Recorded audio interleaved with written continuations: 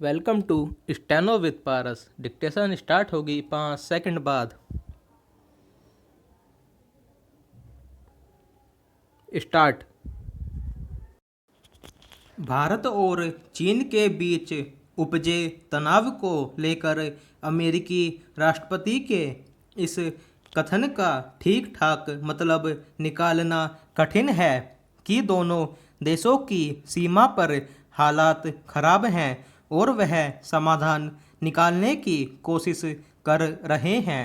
हालांकि पिछली बार की तरह उन्होंने मध्यस्थता की बात नहीं की, लेकिन यह समझना कठिन है कि वह दोनों देशों के बीच सुलह कराने के लिए क्या करने वाले हैं। चूंकि चीन अतिक्रमणकारी है, इसलिए यदि अमेरिकी राष्ट्रपति भारत के साथ खड़े दिखना चाहते हैं तो वह चीनी नेतृत्व पर इसके लिए दबाव बनाए कि वह सैन्य गुंडागर्दी दिखाने से बाज आए। उनके तेवर तो ठीक वैसे ही होने चाहिए जैसे अमेरिकी विदेश मंत्री ने यह कहकर दिखाई कि चीनी सत्ता बदमाशी करने में लगी हुई है। यह ठीक है कि अमेरिका सहित कई प्रमुख देशों ने लद्दाख में भारतीय सैनिकों के बलिदान पर अपनी संवेदना व्यक्त की, लेकिन चीन की जैसी कठोर निंदा होनी चाहिए वह अभी देखने को नहीं मिल रही है।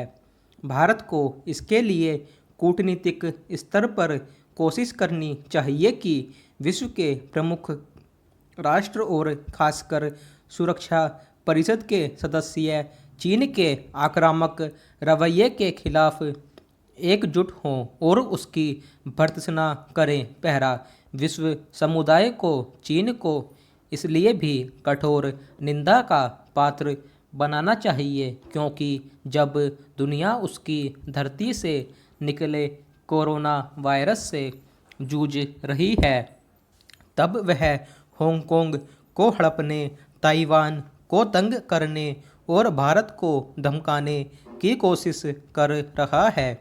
इसके साथ ही वह उन देशों के खिलाफ दादागिरी भी दिखा रहा है जो यह मांग कर रहे हैं कि कोरोना वायरस के प्रसार की तह तक जाने की ज़रूरत है।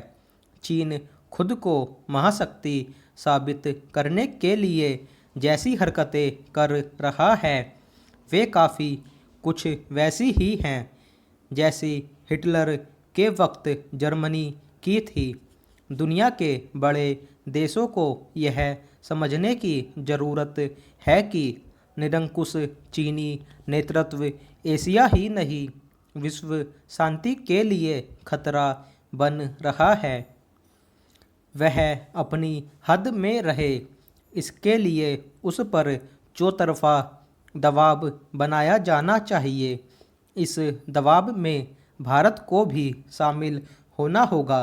यदि चीन बातचीत से मसलों को सुलझाने के लिए तैयार नहीं होता और अपने अतिक्रमणकारी रवैये का परित्याग नहीं करता तो भारत को उसके खिलाफ सैनिक, आर्थिक, कूटनीतिक स्तर पर सक्रियता दिखाने के लिए तैयार रहना चाहिए।